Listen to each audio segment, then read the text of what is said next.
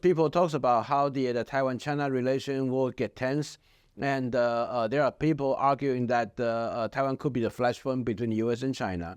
But I have to say that right now, the whole opinion basically is that China is trying to change the status quo, and China upped the ante in terms of military harassment against Taiwan. Hello and welcome to StratNewsGlobal. I'm Nitin Gokhale.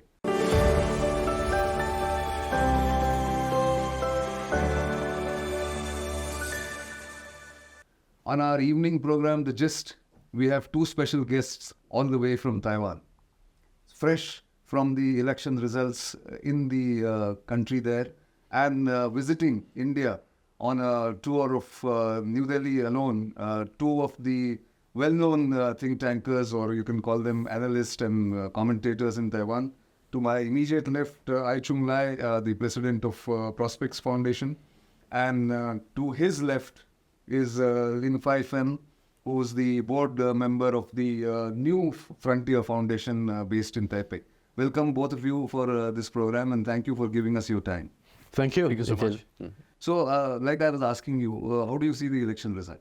Yeah, I think that although the William Lai, he got the 40% of the vote, but we cannot subscribe to the theory that the other 60% of the vote, they are against the William Lai in the position, especially on the Taiwan-China and the Taiwanese identity.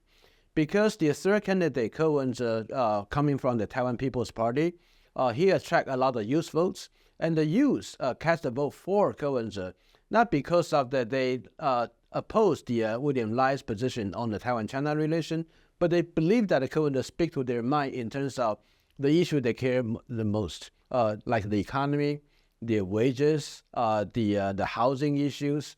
Many of the youth, after the COVID hit in Taiwan, they found out that the living expenses as well as wages rise to a degree that when they're fresh out of the college, it will be difficult for them to find an adequate living jobs. So I think it is this issue they have, and also how they believe that probably to their mind, DPP already is in power for 8 years. So DPP need to be responsible for all the problems they're facing right now, and Coercion will be the one that help them to charge through the race. Right. Yeah. Okay, but so the concerns of the young population and what are their concerns? Of course, jobs as one. Mm-hmm. But how do you overcome this? How do you think the president-elect William Lai would sort of tackle this problem? Yes, actually, during the campaign, the president-elect William Lai has been addressed his policies to the housing issues and wages issues in many different aspects. So we believe that while the current administration, the DPP administration, has been put a lot of energies in the subsidies for the younger generations. We are actually, in these past 8 years, we have been moving toward more social welfare system, more social welfare country. Right. So we have conducted a lot of policies. For example, that we raise the budget for long-term care for the elderly, and also raise the budget for the younger generation, especially young parents, to raise their kids. And also we have the certain stipends for the students or the young workers that you're living in different cities and you want to rent a house, you need to rent a house. There's subsidies for renting the house. So we have to do a lot of different aspects, and we this current administration, DPP administration, has put a lot of energy in building the social housing as well. And while the goal has been reached, the number hasn't been reached to our original setting. But in the future, Lai administration will definitely push forward for building more social housing and lowering down the housing prices, one of the top priority agenda. So we believe that those policies can help us to attract young voters back. But however, there's indeed some challenges that in our parliament, that there's a hung parliament structure. Right. No single political party passed the threshold of a single majority. So definitely we face the challenges from the opposition parties, and now the current opposition parties and also the DPP party, that we need to figure it out who can be the speaker and also the vice speaker. So now it's under discussion. So we will likely to know the answers pretty much soon. And we have 5 months to go before the inauguration happens. Yeah, 4 months. 4 months. 4 months. To go before the inauguration happens in May 2024, like that. But coming to you, I-Chung Lai, to looking at the larger strategic picture, the United States is always a big factor, and so is China, and their rivalry also sort of plays on the minds of the people in Taiwan and the kind of pressures that come from there. How do you see the United States policy towards Taiwan now going forward, now that the election results are out, and now you are likely to have a new president going forward? I believe that probably the first thing that U.S. look at the presidential election result is that they come out with the sign of relief, because many of the President Taiwan, her policy for the defense reform, security, cooperation with like-minded states, including the United States, that has been called into question by the opposition president candidates such as the KMT candidate Hou You-yi, and also the Cohen's the third candidate, also from time to time talks about how Taiwan should keep an equal distance between China and the United States. So that apparently the winning for the William Lai, that represents the continuity of the defense reform and security policy under the President Tsai Ing-wen. And that's something I believe that the United States is willing to see that will execute. And of course, people talk about how the Taiwan-China relation will get tense, and there are people arguing that Taiwan could be the flashpoint between the U.S. and China. But I have to say that right now, the whole opinion basically is that China is trying to change the status quo, and China upped the ante in terms of military harassment against Taiwan. And China just not only doing things for Taiwan, but also doing things against Philippines, for example, against Japan. So China is causing all the issue beyond Taiwan. Right. And so it's important. And India too. That's right, that's right. Yeah. So it is important for the country altogether, they could come out with joint positions. And that in that regard, the Taiwan maintain the current courses will be critical for the United States. Right. So coming to China's position, I'll come to you in a moment, but coming to China's policy towards Taiwan now that the results are out, is Xi Jinping likely to up the ante just in military terms, or will he also resort to some kind of economic coercion or some kind of other social engineering or social pressure within the Taiwanese citizens? What's your take on that? I think right after the presidential election result came out, and at that night, China's policy organ toward Taiwan, that's called Taiwan Affairs Office, came out with a statement and arguing that the William Lai, his electoral victory does not represent majority of people's views in Taiwan. Of course, we know that's a wrong interpretation, but that indicates that the China will continue its policy of harassment against Taiwan, even under the President Lai Ching-te. And also, it seems that Chinese position about not talking to Taiwan will be continued. So that I think the coercion and the intimidation probably will be the norm, and could be a little bit more intensive and when William Lai come in. But I think it's important to know that the China also under a lot of pressure in itself. Its economy, there's no way that it will see some resurrection of its momentum anytime soon. And the China desperately need the foreign investment. And so that is why last year, in November, Xi Jinping went all the way to the United States and shake hands with Biden, tried to stabilize the China and the U.S. relation, and begging for the U.S. investor to go to China.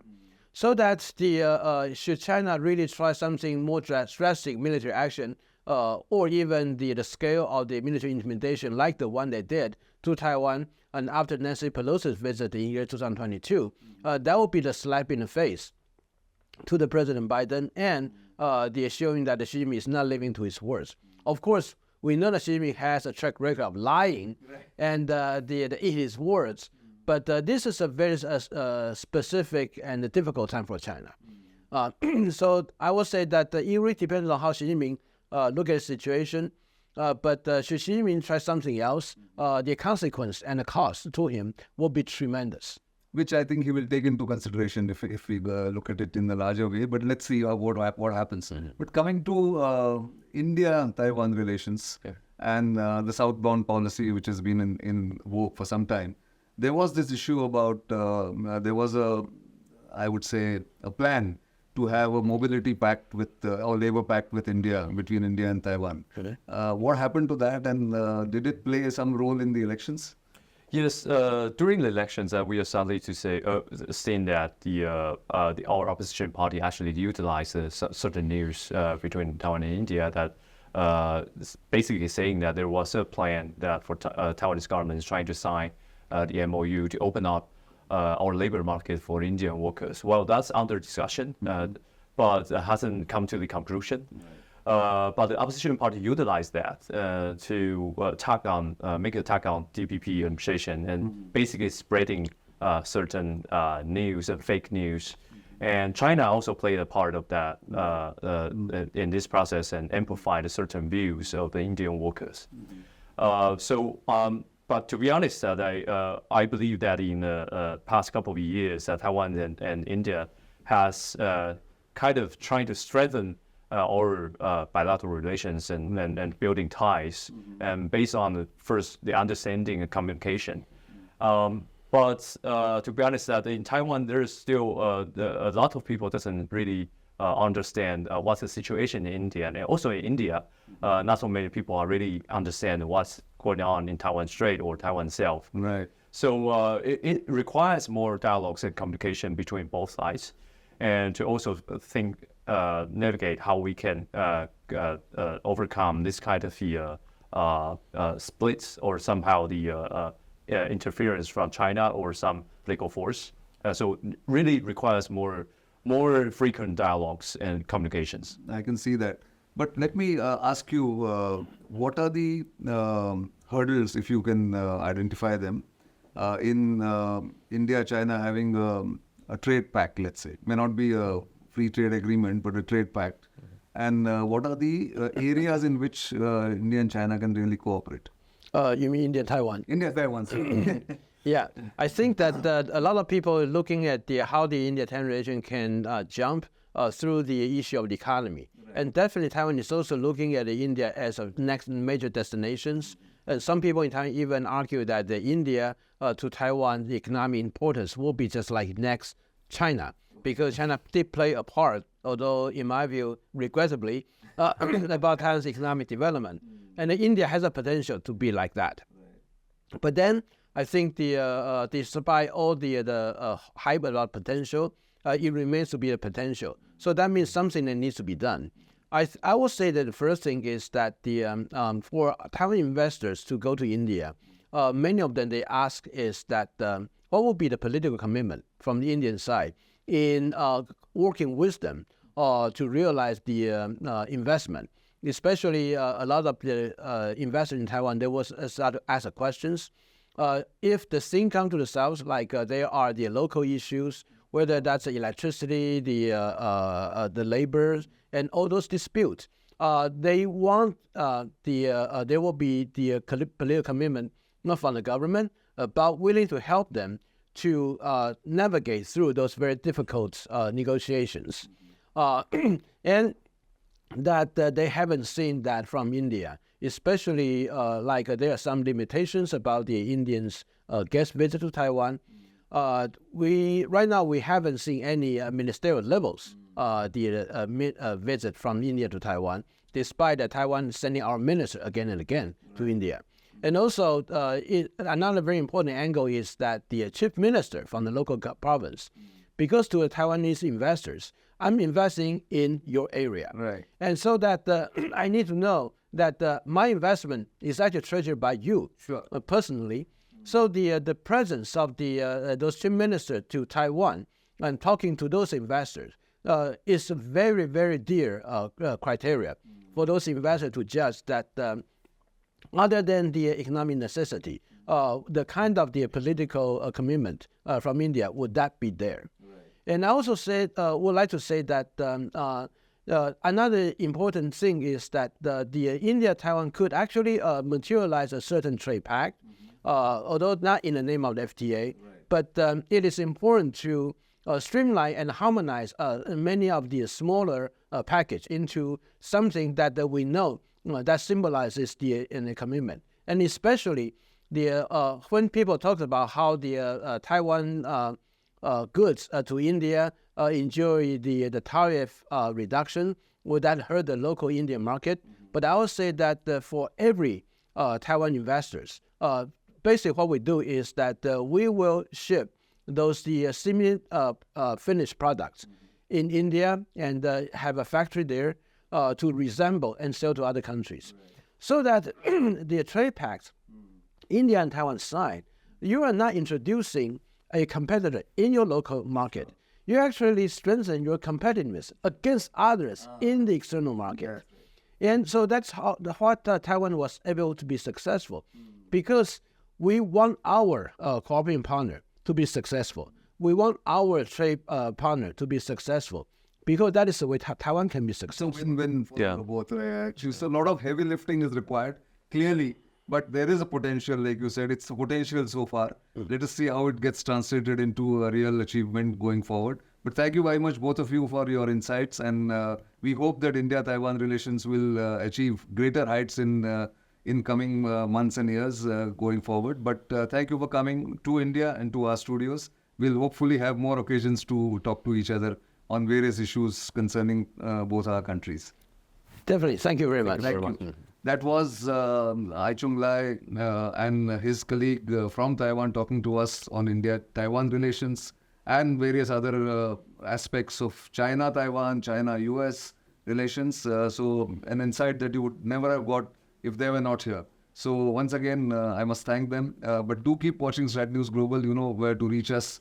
Our feedback from you is extremely important. Our social media handles are visible to you. So do keep watching and keep sending us feedback. We value them much more than normally we would think of the feedback. So that's all I have this time. It's goodbye.